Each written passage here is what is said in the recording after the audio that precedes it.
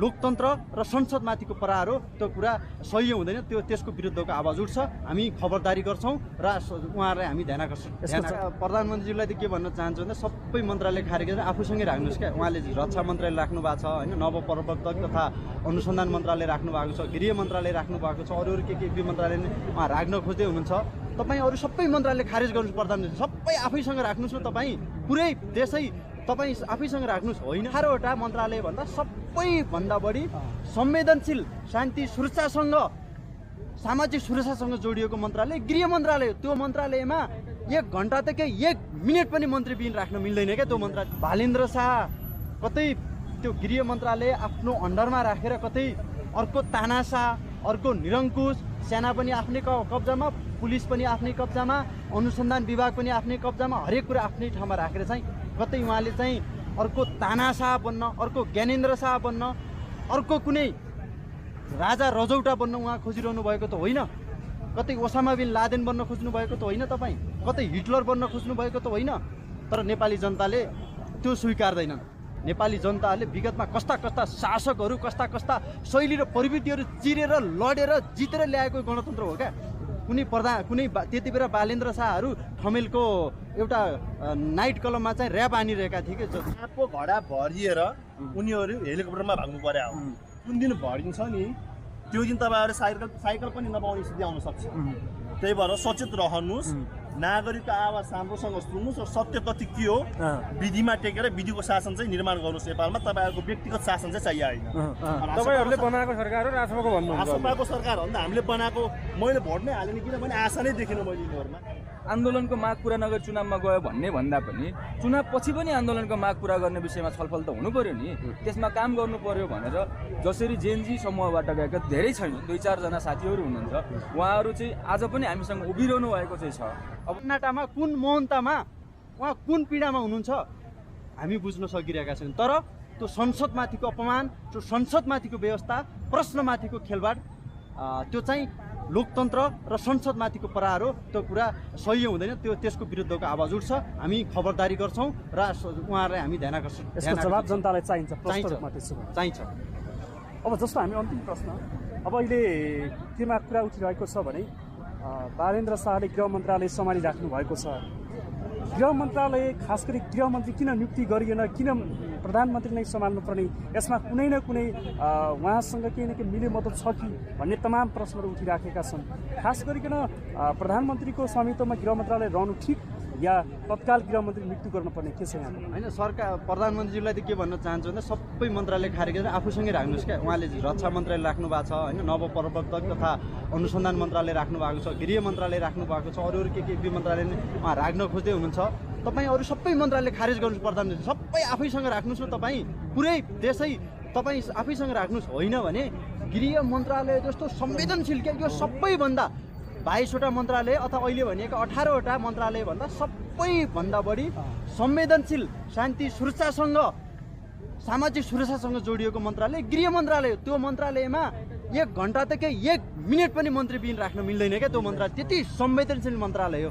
अब त्यो मन्त्रालय चाहिँ 1 महिनासम्म पनि आफैसँग राख्नु भनेको चाहिँ भालेन्द्र शाह कतै त्यो गृह मन्त्रालय आफ्नो अन्डरमा राखेर कतै अर्को तानाशाह, अर्को निरङ्कुश, सेना पनि आफ्नै कब्जामा, पुलिस पनि आफ्नै कब्जामा, अनुसन्धान विभाग पनि आफ्नै कब्जामा, हरेक कुरा आफ्नै ठाउँमा राखेर चाहिँ कतै उहाँले चाहिँ अर्को तानाशाह बन्न, अर्को ज्ञानेन्द्र शाह बन्न, अर्को कुनै राजा रजौटा बन्न उहाँ खोजिरहनु भएको त होइन। कतै ओसामा बिन लादेन बन्न खोज्नु भएको त होइन, तपाईँ कतै हिटलर बन्न खोज्नु भएको त होइन। तर नेपाली जनताले त्यो स्वीकार्दैनन्। अरू देशमा सम्भव छ तर नेपालमा चाहिँ त्यो सम्भव छैन। नेपाली जनताले विगतमा कस्ता शासकहरू, कस्ता शैली र प्रवृत्तिहरू चिरेर लडेर जितेर ल्याएको गणतन्त्र हो क्या। कुनै त्यति बेला बालेन्द्र शाहहरू ठमेलको एउटा नाइट क्लबमा चाहिँ ऱ्याप हानिरहेका थिए कि जो हाम्रा अग्रजहरू लोकतन्त्र गणतन्त्रका लागि ज्यानको आहुति दिइरहेका थिए, जेल नेल बसिरहेका थिए, त्यसका लागि लडिरहेका थिए। त्यो भए हुनाले चाहिँ प्रधानमन्त्रीज्यूको सरकार चलाउने शैली अनौठो छ। यो एकदमै अलिकति निर्मम खालको छ र जनतालाई एकातिर भन्नुहुन्छ हामी सेवा डेलिभरी दिन्छौँ भन्नुहुन्छ, अर्कातिर सारा मन्त्रालय आफ्नो अन्डरमा राख्ने प्रविधि ठिक छैन।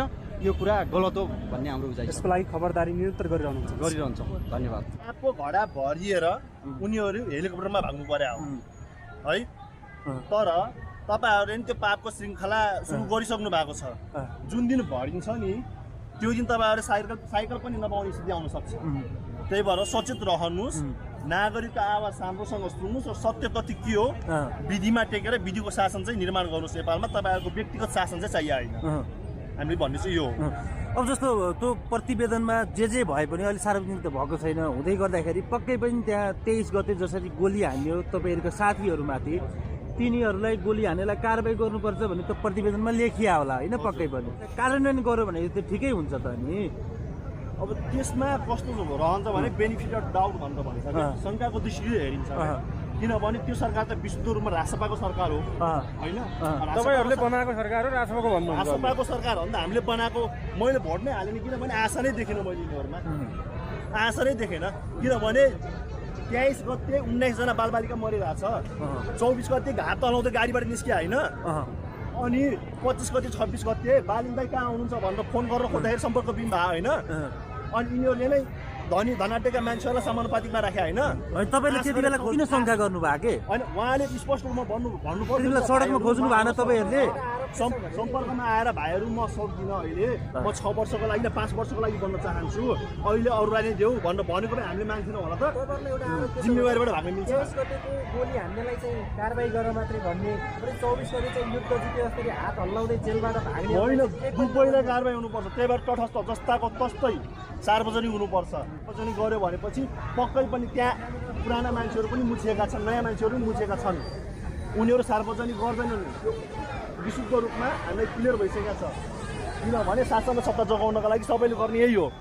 जो चुनावमा जानुभयो उहाँहरूलाई त्यो उहाँहरूको गल्ती होइन कि सही ढङ्गले त्यसलाई उहाँहरूले निष्कर्षलाई चाहिँ पकडेर अगाडि बढ्न सक्नुभयो, म उहाँहरूलाई धन्यवाद भन्न चाहन्छु। तर फेरि चुनावमा आन्दोलनको माग पुरा नगरी चुनावमा गयो भन्दा पनि चुनाव पछि पनि आन्दोलनको माग पुरा गर्ने विषयमा छलफल त हुनु पर्यो नि, त्यसमा काम गर्नु पर्यो भनेर जसरी जेनजी समूहबाट गएका धेरै छैन, 2-4 जना साथीहरू हुनुहुन्छ, उहाँहरू चाहिँ आज पनि हामीसँग उभिरहनु भएको चाहिँ छ।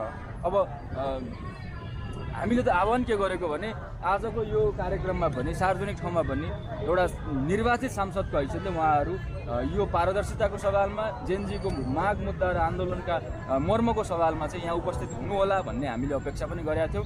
सम्भवतः उहाँहरू पनि आउनुहोला, यो हाम्रो चाहिँ उहाँहरूप्रति शुभेच्छा छ।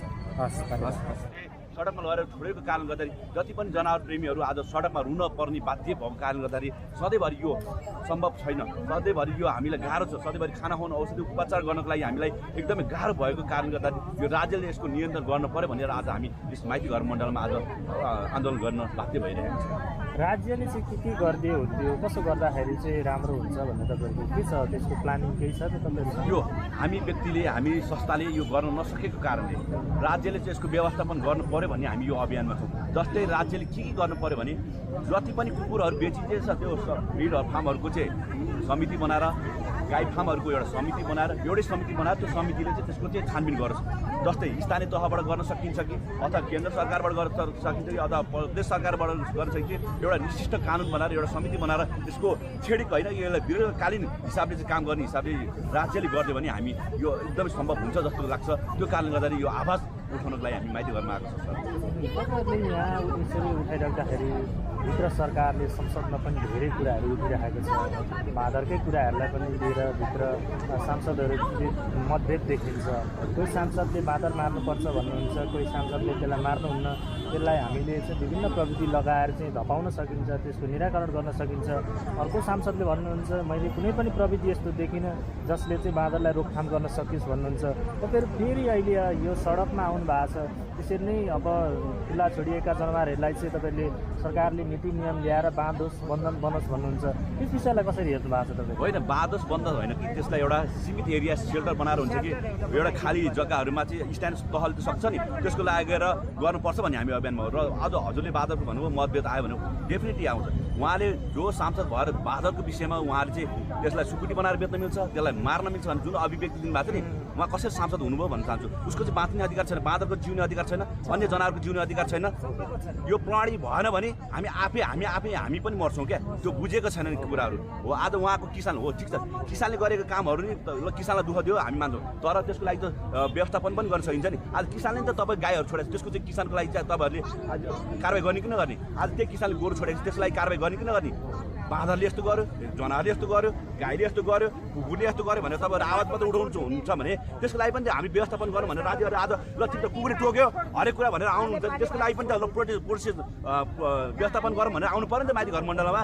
त्यो चाहिँ नगर्ने। अनि कुकुरले टोक्यो, गाई छोड्यो, चोपाले दुःख पाइरहेको छ, मरिरहेको छ, कति एक्सिडेन्ट भएर मान्छे पनि मरिरहेको छ हो। त्यसको व्यवस्थापन गर्नको लागि हामीले राज्यलाई घचघचाउनको लागि हामी सम्पूर्ण जनावर प्रेमीहरू सम्पूर्ण नेपालीहरू आज यो माथि घर मण्डलमा आएका छौँ। यसको लागि तपाईँहरूले आवाज बुलन्द गरिदिनु, मिडियाले पनि साथ सपोर्ट गरिदिनु पऱ्यो हो। कति मिडियाहरू आउनु भएको छन्, कति मिडियाहरू आउनु भएको छ। आज तपाईँहरूले आएका यो कुराहरू तपाईँ सरकारहरूले घचघचाउनको लागि तपाईँको सपोर्ट पर्छ होइन, सपोर्ट दिनुहुन्छ हो। यही कुरालाई चाहिँ हामी सबैजना जनावर प्रेमी किन आज रुनु परेको छ, ठाउँ ठाउँमा रुनु परेको छ। आज खाना दिनलाई हामीलाई गाह्रो छ। आज त्यहाँका समुदायले हामीलाई चाहिँ तपाईँको ढुङ्गा मुढा गर्ने हुन्छ। त्यो मान्छे हो त, त्यही मान्छेको लागि चाहिँ हामीले प्रोटेस्ट गर्नुपर्छ, त्यही मान्छेलाई चाहिँ बस्नुपर्छ। अनि हामी यो अभियानमा हिँडिरहेको छौँ भने त्यही मान्छेले चाहिँ हामीलाई ढुङ्गा मुढा गरेर यहाँ खाना नदियो फोहोर उसको पेटभरि गु छ क्या। त्यो आफ्नो पेटभरि गु भएको फोहोरहरू त्यही फोहोर कति फोहोर भएपछि त्यो देख्दैन। जब हामीले खाना खुवायौँ त्यहाँ उठाएका प्लेटहरू उठाइदिनु हिँड्छ, त्यो उहाँहरूलाई रिस उठिरहेको छ। उहाँहरूले फेरि पालेर छोड्नुहुन्छ कुकुरहरू, उहाँहरूले गाईहरू छोड्नुहुन्छ, उहाँहरूलाई रिस उठिरहेको छ। यही कारणले गर्दाखेरि यो व्यवस्थापन गर्नको लागि हामी आज सडकमा आएका छौँ। यो व्यवस्थापन गर्नुपर्छ भन्ने हामी सडकमा आएका छौँ। होइन, मैले भनेको अलिक थोरै कुरा यो संसदमा यो उठिरहेको छ कि यो विषयलाई कोही सांसदले चाहिँ मार्नुपर्छ, कोहीले चाहिँ यसलाई बचाउनुपर्छ भन्नुभएको छ। तपाईँहरूले यहाँबाट आउँदै गर्दाखेरि कोही सांसदले चाहिँ बाँदरलाई नियन्त्रण गर्ने कुनै प्रविधि छैन भन्नुभएको छ। तर सरकारले कसरी ठ्याक्कै यो तरिकाले अगाडि बढ्यो भने कुनै पनि बाँदर, कुनै पनि जीवजन्तु, पशुपन्छीहरू चाहिँ खुल्ला रूपमा आउँदैनन्, यो तरिकाले चाहिँ यसरी दुःख दिँदैनन् भन्ने तपाईँहरूको के छ? हाम्रो त पहिलेदेखि एनिमल राइट्सका कुराहरू त उठाउँदै आइरहेको छौँ नि, विगत लामो समयदेखि उठाउँदै आइरहेको छ। यसको त तपाईँको हामीले भन्दा पनि सरकारलाई बढी थाहा छ नि। आज पुरानो सरकारले गर्नुभयो, नयाँ सरकारले गर्नु होला। आज युवाहरू आउनु भएको छ, हामी यो नयाँ सरकार सपोर्ट पनि गर्न चाहन्छौँ। उहाँले पक्कै पनि यो जनावर सम्बन्धी, पशुपन्छी सम्बन्धी ऐन छ।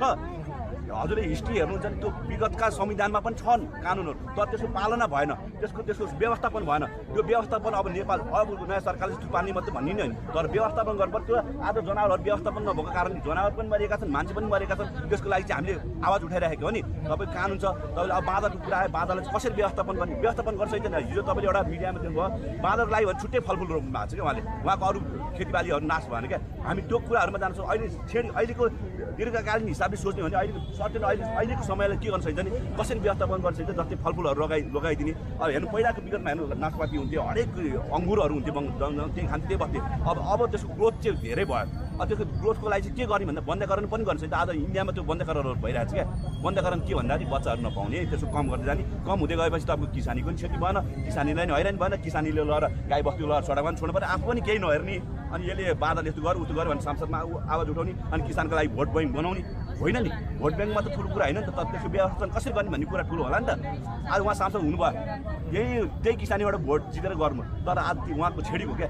आज जनावर प्रेमीहरू विश्वभरि नेपालीहरू 40 लाख जनावर प्रेमी छन् क्या। आज 40 लाख जनावर प्रेमीको आवाज हामीले बोलिरहेको छौँ क्या। र त्यो भोइस आवाज बेनीको आवाज बोलिरहेको छ। हेर्नुहोस् आज कति नेपालीहरू पाएको छन् थाहा छ, किसानीहरू कति पाएको छन् क्या। मैले योभन्दा गाली खान्छु हो। उहाँले गोरु छोड्नु भएको किन छोड्नुभयो उहाँले दुध खाने, अनि तपाईँ भिरबाट खसाल्ने किन काम गर्नु, मर्ने बेला भयो फ्याँक्ने। आज कुकुर हेर्नु त, पाले आफ्नो कुकुरहरू भनेको तपाईँ घरको खेलाउन हो, उहाँको खेलाउन हो। भैरव मानु काल भैरव यहाँ तपाईँ वसुन्धरामा पूजा गर्न जान्छ, काल भैरवको मन्दिर छ, त्यहाँ पूजा हुन्छ। त्यही मान्छे घरमा आएर कुकुरलाई पूजा मऱ्यो। किन गर्नु पर्यो पूजा? नगर्नु, त्यसलाई राम्रो गर्नु, त्यो नि सबभन्दा ठुलो पूजा हो नि, त्यो सबभन्दा ठुलो धर्म हो नि। गर्नु न। अनि उहाँले त्यो सडकमा लगाएर छोडिन्छ, त्यो कुकुरले मान्छे टोकिन्छ, टोक्छन् बिचरा। ऊ घरमा बसिरहेको त सडकमा लगाएर छोडेछ, अरू टोक्छ, त्यसको जिम्मेवारी कसले लिन्छ? खाना नपाएपछि हो, यही खाना पाउँदैन हजुर, घरमा बसिरहेको हुन्छ, अनि उसले अरू मान्छे टोकिन्छ, त्यसको जिम्मेवारी कसले लिन्छ? राज्यले हो यही कुराहरूलाई माइक्रो चिपिङ गरेर हुन्छ कि सिस्टमेटिकली गर्नुहुन्छ कि त्यो गर्नु पर्यो भन्ने अभियान होइन। यसलाई सिद्धाउनु पर्छ, नाच्नै पर्छ, मार्नै पर्छ, लर अन्त्य लर छोड्नु, इन्डिया लर छोड्नुपर्छ भनेको होइन। यसलाई व्यवस्थापन गर्नु पर्यो भने हाम्रो एनिमल राइट्सका कुरा हुन्छन्, एनिमल वेलफेयरका कुरा हुन्छन्, समाज कल्याणका कुराहरू हुन्छ। यही समाज कल्याणका एनिमल वेलफेयरका कुरा गर्नलाई हामी आएको। हाम्रो कसैसँग दुश्मन छैन, हाम्रो कुनै व्यक्तिगतसँग कोही नेपाली जन जब जसले गलत काम गर्छ त्यो मान्छेसँग हाम्रो दुश्मन हो। त्यो मान्छेलाई चाहिँ हामी छोडेका छैनौँ, कानुनको दायरामा ल्याएका पनि छौँ, जेल हालेका पनि छौँ। भन्नु खोजेको तपाईँहरूले सही तरिकाले कुनै पनि पशु पन्छी उनीहरू पनि मान्छे जस्तै हो, मानव जस्तै हो, मात्रै उनीहरूसँग बोल्न नसक्ने एउटा हाम्रो जस्तो छैन, विवेक छैन या भनौँ होइन, बोल्न सक्ने उनीहरूको एउटा हुन्छ। उनीहरूले पनि आफ्नो तरिकाले कम्युनिकेसन त गरिरहेको हुन्छ, तर पनि हामीले जस्तो ठ्याक्कै हामीले बुझ्ने गरी बोल्दैन भन्न खोज्नुभयो होइन। त्यस्तो चिजलाई हामीले चाहिँ हामी जस्तो बुद्धिशील विवेकशील मान्छेले चाहिँ उनीहरूको चाहिँ संरक्षण सम्बोधन गर्नु पर्यो भन्ने तपाईँ होइन। हजुरको यसबाट फाइदा पनि छ नि, हामीले किन बुझ्दैन, गाई ल्याउनुहुन्छ, दुध बेच्नुहुन्छ, फाइदा छ नि। कुकुर पाल्नुहुन्छ घरमा, उसको डिप्रेसनहरू छ नि, मन कति फ्रस्ट्रेसन छ त्यो उसले हटाइदिन्छ। अहिले चाहिँ के छ भने तपाईँले भनेअनुसार मैले थोरै गएको है, अहिले चाहिँ यो पश्चिमतिर अब अहिले पश्चिमतिर चाहिँ जसो मान्छेले मानसिक रोगहरू हुने मान्छेहरू चाहिँ कुकुरसँग खेल्न दिने, पशु पन्छी बाँदरहरूसँग खेल्न दिने, उनीहरूको त्यो चाहिँ एउटा एक खालको त्यो हर्मोन आउँछ अरे क्या, त्यो भनौँ न त्यो के भन्छ त्यो खुसी हुने हर्मोन, त्यो भएपछि उनीहरूलाई चाहिँ त्यो रिलिफ हुन्छ अरे क्या। हो त्यो चाहिँ धेरै त्यो हाम्रो छ, त्यो त युरोपमा बढी छ कि, हाम्रो नेपालमा त हजुरको एकछिनलाई युज गरेँ मैले भने अघि पनि भने खेलौना बन्ने प्रविधि भयो, खेलौना। अनि त्यसपछि आफ्नो रहर पुरा भएपछि साङ्लोले बाँधेर 24 घन्टा छतमा बाँधेर राखेको हुन्छ, सानो खोरमा कुखुराको खोरमा राखेको हुन्छ, त्यो त यातना भयो नि त। संविधानको 291 धाराले यातना दिएर राख्नु पाइँदैन हो, थोरै कानुन हो तर पाइँदैन भन्छ। तर यसको लागि अझै कानुन डर बन्नु पर्यो, अझै पाल्दाखेरि तपाईँले सुरुको दिनदेखि अन्तिम दिनसम्म पाल्न सक्नुहुन्छ कि हुँदैन, त्यसको एउटा उहाँहरूलाई थाहा हुनु पर्यो, जनचेतना हुनु पर्यो, अवेरनेसको हामी काम पनि गरिरहेको छ, यो राज्यले गरिदिनु पर्यो क्या। आज हामी इन्डिभिजुअल व्यक्ति इन्डिभिजुअल संस्थाले गरेर हुँदैन भन्ने कुरा यो अभियानमा हामी छौँ। अब हेर्नु न, अब कुकुरको विषयमा भन्नुहोस्, गाईको विषयमा भन्नुहोस्, बाँदरको विषयमा भन्नुहोस्, उनीहरूलाई हामी पूजा गर्छौँ नि। गाईलाई त लक्ष्मी माता भनेर पूजा गर्छन्, कुकुरलाई हजुरको भैरव बाहन भनेर पूजा गर्छन्, बाँदर हनुमान देवता भनेर पूजा गर्छन् नि त। आज पो धर्म चेन्ज गर्नु कतिले, हाम्रो पुर्खाले त आज 7औं पुस्तादेखि हेर्नुहुन्छ त, हाम्रो मान्छेभन्दा ठुलो हो क्या, बुझ्दैनन् क्या। हामीले धर्म चेन्ज गर्यो भने हामी जाने दुई ठाउँमा हो क्या सर। हजुर जे धर्म मान्छ त्यो धर्मको हामी विरोधी नै होइन, तर जे धर्म मान्नु पाउनु, तर जाने त दुई ठाउँमा हो क्या। तपाईँले राम्रो काम गर्नु भने स्वर्ग जानुभयो, नराम्रो काम गर्नु नर्क जानुभयो क्या। हजुरले आज बुद्धिस्ट धर्म मानेर, क्रिस्चियन धर्म मानेर, हिन्दू धर्मै मानेर गलत काम गर्दै हिँड्ने, अनि म चाहिँ स्वर्गमा पुग्छु भन्ने होइन। तपाईँले राम्रो काम गर्नु, तपाईँ स्वर्ग जानुहुन्छ, नराम्रो काम गर्नु नर्कमा जानुहुन्छ। यही आवाज बिनुको आवाज भन्दै हामी यो ठाउँमा आएका छौँ। उनीहरूले पनि बाँध्ने अधिकार छन्, उनीहरू धर्ती हो, हाम्रो होइन सुरुमा त उनीहरूको धर्ती हो, आज बाँदर हुँदै हुँदै मान्छे भएको क्या। यो बुझ्दैनन् क्या, यो बुझाउनको लागि हामी आएको छौँ। हामी सबैलाई गाली गर्न आएको पनि होइन, हामी गाली खान पनि आएको होइन। समग्रमा यो जनावर आवाज बिनको आवाज भन्दै आएर यिनीहरूको चाहिँ व्यवस्थापन हुनु पर्यो भन्ने हाम्रो मागो। मार्न मिल्दैन, कुट्न मिल्दैन, छोड्न मिल्दैन भन्ने मात्र अभियान छ।